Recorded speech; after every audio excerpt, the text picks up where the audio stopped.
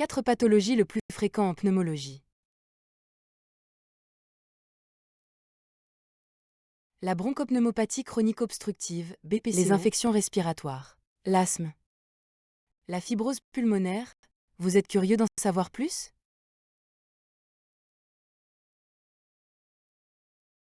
La bronchopneumopathie chronique obstructive, BPCO, est une maladie respiratoire chronique inflammatoire des bronches.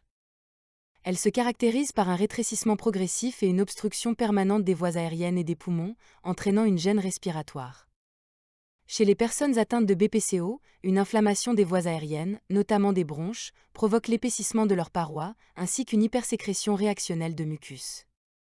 Le tissu pulmonaire est également inflammé, ce qui entraîne des perturbations dans le fonctionnement des cellules qui le constituent. Les infections respiratoires sont des affections causées par des agents pathogènes tels que les virus, les bactéries, les champignons ou les parasites qui envahissent les voies respiratoires.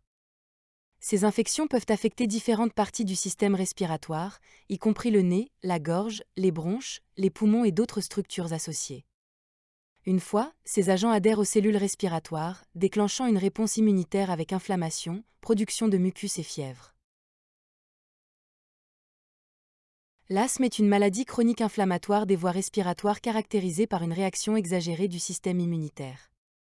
Cette réaction entraîne une inflammation des voies respiratoires, une constriction des muscles lisses entourant les bronches, une production accrue de mucus et une hypersensibilité bronchique, conduisant des épisodes récurrents de respiration sifflante, de toux, d'essoufflement et de constriction des voies respiratoires. Ces symptômes sont souvent déclenchés par des stimuli spécifiques, tels que des allergènes, des infections respiratoires, l'exercice physique. La fibrose pulmonaire, une maladie pulmonaire progressive, se caractérise par une réponse inflammatoire initiale aux lésions pulmonaires. Cette réaction entraîne l'activation des fibroblastes et une production excessive de collagène, conduisant à la formation de tissus cicatriciels dans les poumons.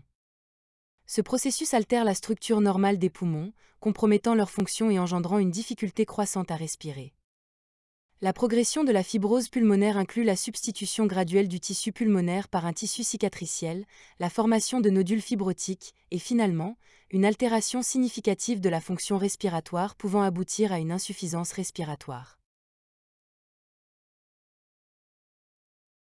Merci de nous avoir suivis. Explorez davantage d'informations médicales fascinantes sur notre chaîne Fermely. Abonnez-vous, activez les notifications et rejoignez notre communauté pour des discussions approfondies sur la santé, le bien-être et les merveilles du corps humain.